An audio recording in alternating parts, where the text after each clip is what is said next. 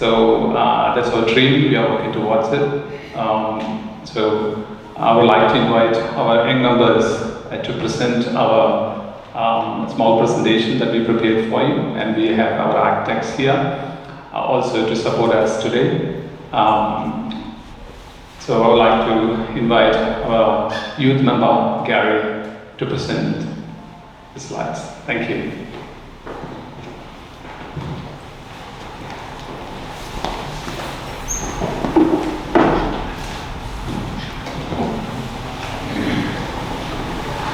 Good evening, everyone. My name is Gary, and I'm hoping that everybody online can see us and hear us. So over the next sort of 10 to 15 minutes, I just want to give you the overview of the proposal that we have coming up in Western Creek for our proposed building of the church as well as the community hall. But before I get into the presentation itself, I will also do an acknowledgement to country.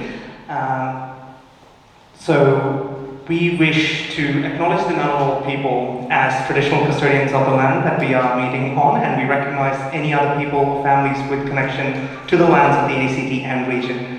We wish to also acknowledge and respect their continuing cultures and the contributions they make to the life of the city and this region. We would like to acknowledge and welcome other Aboriginal and Torres Strait Islander people who may be attending today's event as well. So, just to briefly preface the presentation today, one of the things I want to, I suppose, bring to the forefront is the actual reason why we are here. As we sort of alluded to at the start, we're here to actually outline a proposal for Block 23, Section 28 in Rivet, which is actually undergoing a pre-DA application. But essentially, it's an opportunity within the Western Creek Community Council for us to come together and get your insights as the community before we actually lodge it. And it's we believe that consultation is very important, so that being members of the community yourselves, you know the community much better than a lot of the people that will be new to the community. So we want to take on board a lot of the advice that you've got, the feedback, questions that you may have on upcoming projects such as these. And we are strong believers that whatever we do, we want to do it we want to do it together. Both as a spiritual community as well as the broader community that we've got going here. So we look forward to soliciting your advice and seeking your active involvement in all of the upcoming activities that we've got. And I will also take questions later towards the end of the presentation. So hopefully a lot of the content that I present gives you a bit of a background as to who we are as well as why we're trying to do what we're trying to do. So if I can ask for all the questions to remain to the end, that'll be much appreciated. So in terms of the agenda, a couple of things that I want to kick off by doing is just to give you a broad overview of the background and the faith that we come from and what our current footprint of the church is. And I want to show you a little bit of a video reel on some of the initiatives that we're currently doing within the community, as well as what our future aspirations are. That's not to say we don't have current challenges. Just like any other small community, we also have challenges, and the proposed building plans are hopefully a way to rectify some of these challenges that we've got going. So, background and faith. So, who are we as a community? We are St. Athanasius Jacobite Syrian Orthodox Church, or SAJSOC, as we are abbreviated to. We are a community of Jacobite Syrian Orthodox Christians, predominantly hailing from India. As you can probably tell from a lot of us here being present tonight, we are affiliated with the Universal Syriac Orthodox Church and part of the Syriac Orthodox Church of Antioch as well, which was established by St. Peter, one of the 12 disciples of Jesus. We follow the Oriental Orthodox faith of Christianity, and we have several million members spread across various dioceses around the world, and that includes obviously Asia, Europe, America, and Asia Pacific. And a lot of the key principles that we believe in look at the preservation of our beliefs, traditions, practices, etc. of the Universal Syriac Orthodox Church. But in saying that, whichever community that we are a part of, we are strong advocates and believers that we need to be integrated holistically into that community to also benefit the community. Particularly, we are interested in providing safe space for spiritual, social, cultural, and educational growth of not just our members and our supporting members, but also the broader community.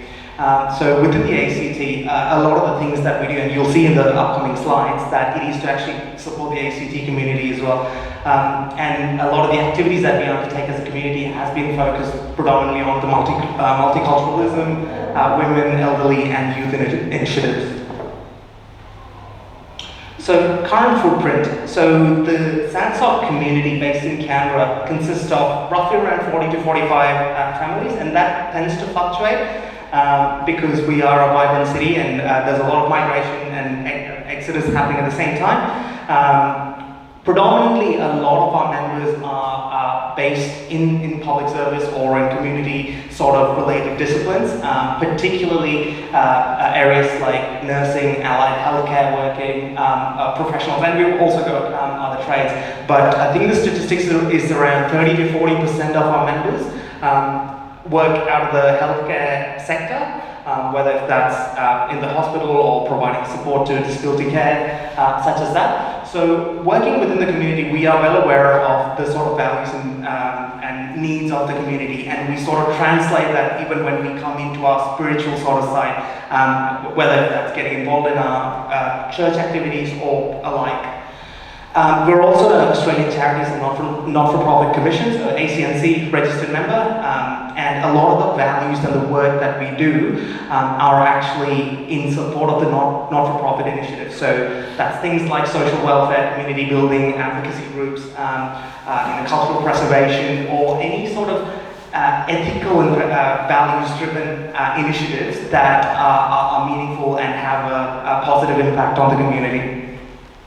We've got similar communities in Australia, obviously in every state, so including Victoria, New South Wales, South Australia, Northern Territory, and Western Australia. Victoria has about 8 churches from the same community, and New South Wales has 7 in its state as well.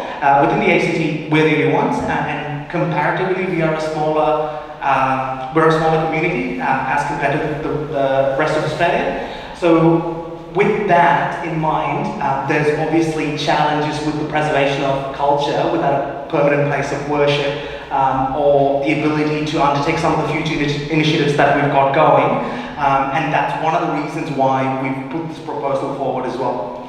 And as I go through the next slides, you will see why, and you'll see how that becomes a bit more apparent. So this slide sort of explains the main community initiatives that as a church that we've been involved in. I've had to sort of place it into 5 themes. We do more than this, but just for the purposes of this presentation, it's just been neatly packaged into five thematics. So one of the things that we do is global mission and aid. So in a lot of the initiatives and charitable work that we undertake, we not only support, obviously, communities within the ACT and also broader Australia, but we also look at it internationally. So in the past, we've provided humanitarian aid and charitable support to things like the Nepal earthquake, overseas food relief. We've done missionaries of charity before, house construction aid. Similarly, we are heavily engaged in a lot of community outreach and engagement because we believe that there is a level of dedication, engagement, and support required to tailor certain initiatives that might not otherwise get traction. So, for example, within our church, we hold bi-monthly women's meetings. We have a strong interest in guiding new migrants when they come into the country. They're a bit lost or they don't have the relevant support. Provide support through other sort of social initiatives as well. We do a lot of holiday and seasonal initiatives. What that means is organizing events to provide during the festive seasons, but as well as other holiday seasons. For kids, we provide vacation Bible schools, we do community Christmas carols, etc. Obviously being a church. The other major aspect is engaging youth-related programs. As a community, we've always had at the forefront of our mind the importance of nurturing future leaders for tomorrow, because obviously as a community and as a country, I think a lot of the work and the benefits that will come in the future will come from future leaders. So we need to be able to provide a safe and supportive environment for doing social events and youth engagement or mentoring or coaching to actually develop and nurture these young talents. So that's a lot of things that we do. And finally, again, a huge amount of work has gone into doing and hosting some of the community events that we do. And that includes fairs, cultural celebrations. To point out certain examples, we've been involved in multicultural festivals before, participation in cultural associational programs, social causes like Movember and World's Greatest Shave. So those are kind of the ongoing community initiatives. Now, to just put that into perspective, what does that actually look like? I've actually got a video reel for about 2 minutes that I want to share with you, and that sort of shows you a couple of images as to what this is and how it actually looks like within our community. I apologize, the sound might not be great, but I'm going to try and play this, and hopefully you can sort of hear it. I'm just going to make it.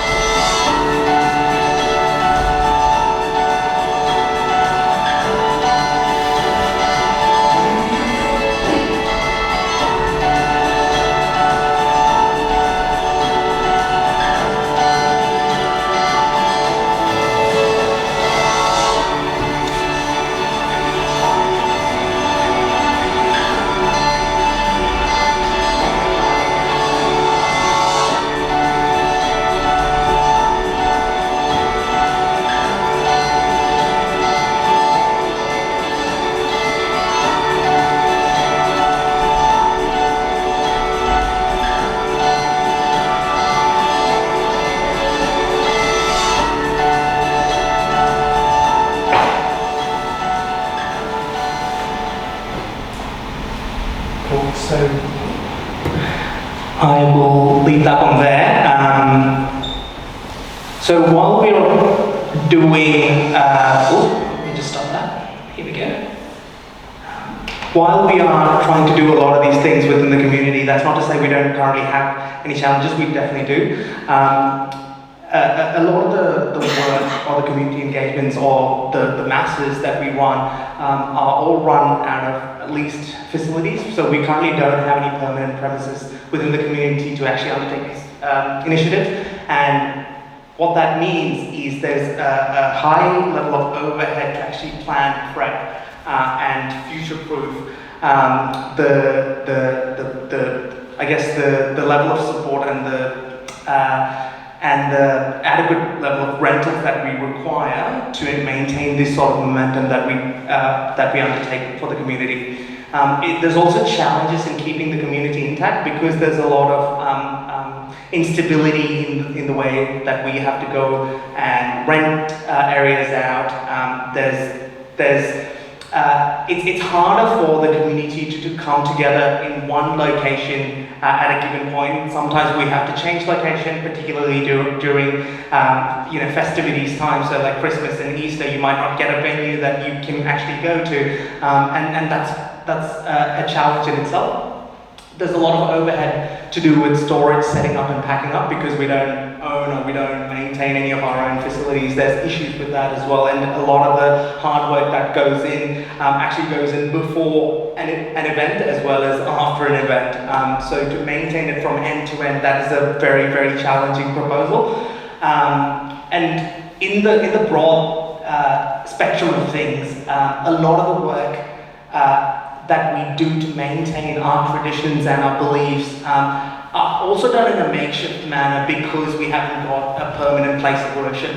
And it restricts the growth of the community that we're in, and it also has, I suppose, a level of viability and cost implications in the long run. So one of the things that we're trying to change through this proposal is to build a church within the Western Creek region as well as a community centre to hopefully alleviate some of the challenges that I've sort of touched on, but also to increase our momentum with what we're trying to do within the community, and that includes some of the other future aspirations that we've got going. So while we're doing a lot of the things that I sort of mentioned before, we do have other ideas that we want to bring forward and initiate, things like food pantry and soup kitchen services, providing more support to elderly people within the community, enhancing the level of community give back that we do if we have a community hall. Obviously real estate is always going to be a concern within the ACT, so ability to provide a hall that can be used for other members of the community, that's a massive win. Enhancing support to local charities. In fact, actually, 10% of all of our offertory collections currently go straight into charity, but as the community grows, that will also grow if we have more stability in securing premises. There are other things like health and wellness initiatives that we also want to look forward to start, but again, this all comes if we can actually bring the community together much more. So, with that all in mind, essentially what we're currently going through is the pre-DA approval process for building a church as well as community hall.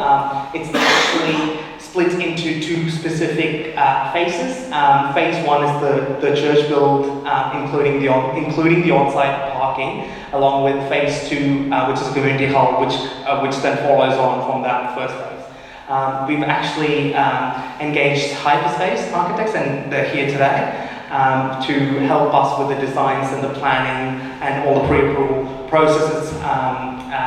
And over the next couple of slides, what you will see are plans for the space that we're looking at in Rivet, which is adjacent to Bangalore Crescent, and what that might look like in the future if the proposal is actually going forward. So this is the current area in question. So it's just south of River Shops, which is adjacent to Bangalore Crescent. It's section 28, block 23, and it's got a size area of around 2,700 meters. And our current proposal, you'll see in the next slide, is to build a church in phase one, which is around 387 square meters, with a seating area of around 168 square meters, with parking included. So this is again a plan of what that site is proposed to look like. Again, as you can see, you can there's car parking in the front, including the primary church building and an entry forecourt, and then you've got a future multi-purpose hall which becomes part of tranche 2 piece of work or phase 2 piece of work.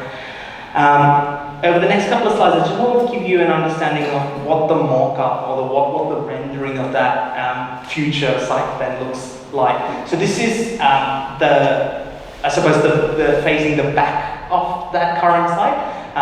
So the first building is obviously the church, and then the second one will be the community hall.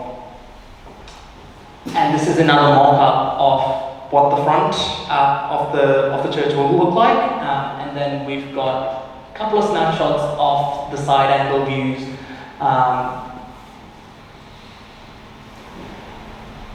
And before I finish off, if you have any questions, please reach out to us, please engage with us. We are very much in the early stages of developing this plan, so we want to keep people informed, and that is one of the reasons that we're here.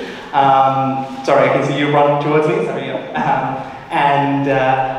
What we want to do is take on board all of the feedback and the advice that you've got, as well as answer any of the questions that you've got. So with that, I'll leave it there, and happy to take questions.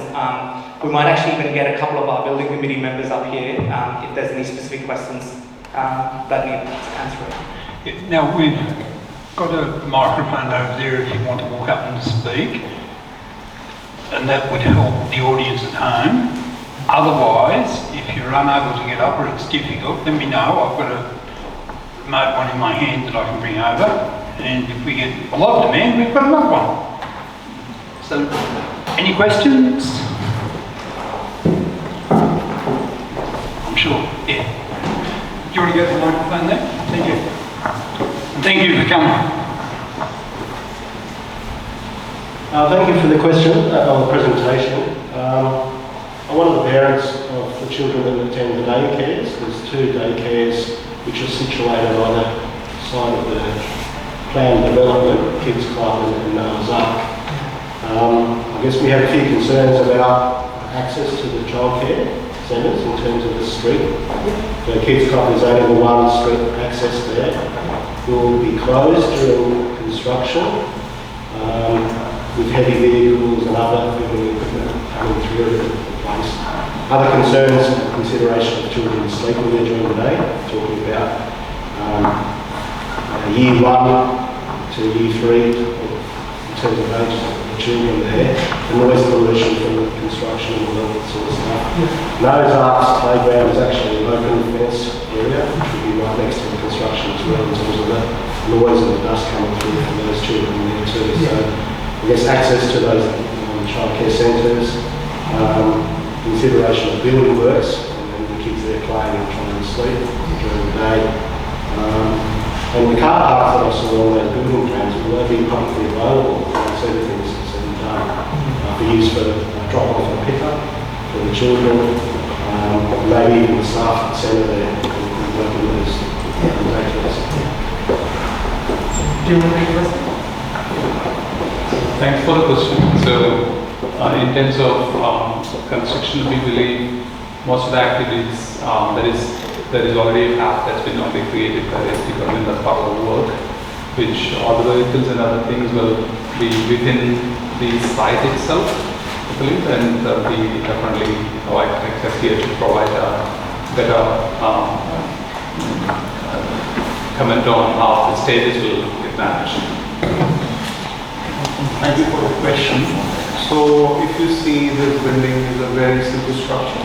So I think always with any construction activity, there are a few disturbances, but our intention has been to tread very lightly on this site. So as you can see, it's a single story structure.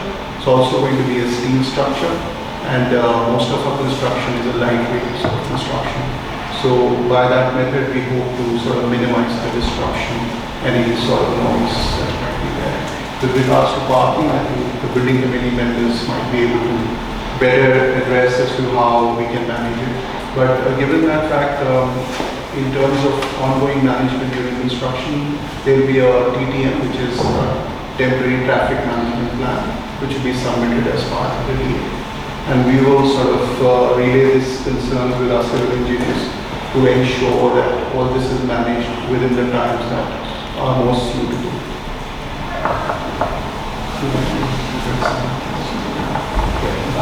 That's for the construction part, and when you go as a DAU, when it finishes, as you know, weekend is the time we'll be using that facility mainly for such services and things like that. So there won't be any parking implications or noise issues or other issues for children. So that's mostly on Sundays and stuff. Can I just add, being chair of the council, with all building, once construction starts, the rules in the DA and the building approval seem to get thrown out the window, and people, unfortunately, who get the contract say, and I've heard it's been said to me, I know they've waived that one for us. I've said to the village people, yeah, they're building up on Street and Drive. If they transgress, we'll be after them, and we'll be contacting people like my good friend Ed Cox, the local MLA, to look after our rights. Now, if it starts happening at Rebecca, because there's going to be a lot more people around, I would think you'll be hearing from the community very quickly, and we don't want that to happen. If you get approval, let's do it properly and respect the neighbours. Can we operate with a good neighbour principle? And you've come here in good faith. Let's see if we can keep that going all the way through. You'll be welcome. I think, no, I completely agree with you. I think our intention is always to minimise any sort of disruptions or, I guess, inconvenience to the community around us. And I understand and I acknowledge the fact that, you know, in the past there's been constructions, and potentially in the future there will be constructions that cause these kind of issues. But I think as a church and as a community, what we are, we're keen to do is to work with you. If you know, I won't label the fact that I've definitely got all the answers as to, you know, this won't happen or this will happen. But in the eventuality something like that causes inconvenience happens, please work with us as a community, and we will absolutely work with you to rectify that issue. And I'm sure that that is also the stance that the managing committee and the building committee will take. So yeah, hopefully that provides some sort of reassurance. Yeah, look, it'd be good if the community knows who they can get in touch with if it gets problematic. Yeah. And any issues acted on promptly rather than linger on. I've seen this for a number of sites. Yeah. Now, I won't hold the microphone. I'm renowned for it. But are there any other questions around here? Anybody got a question? Do I see a hand coming up? Well, no, I don't believe it is. Are you going to have a food festival? Yeah, 100%. In fact, please feel free to come to any of our masses that happen currently on Saturdays. We're based out of the Lions Church, so we rent that facility for our masses. There's always food after, and any of the special occasions that we've got going, Easter or Christmas, please join in. Yeah, and I'm hopeful that you know, if the church building goes according to plan with no any delays, we expect the number of services for the mass to also increase, which means there's always more food. Thank you. Come on, somebody, please.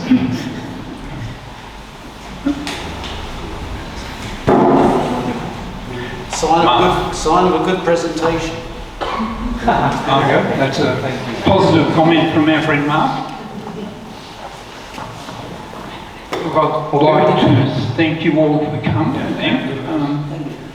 And can we have a copy of the presentation that we can load on our website so people can see what happened? It will be on video. It's on Facebook now, and we will clip it hopefully tomorrow and load it on our YouTube page, and I'll send Jimmy a link and he can send it round. And look, I wish you all the best with the process ahead? Thank you so much.